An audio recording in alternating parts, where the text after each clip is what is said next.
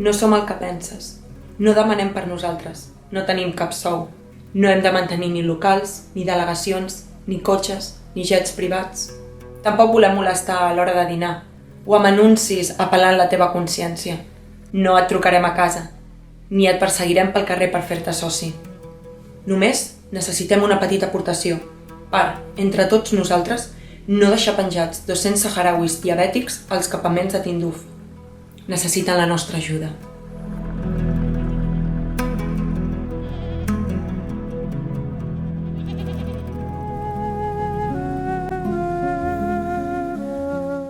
L'APSS, només amb l'ajuda de gent solidària i compromesa amb el poble saharaui, té en marxa un projecte de control periòdic, el COVAS B101, per a malalts de diabetis.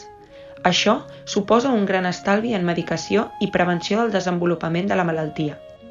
Cada 6 mesos hem de subministrar uns suports informàtics especials on es va recollint tota la informació de cada pacient per, posteriorment, receptar la medicació més idònia.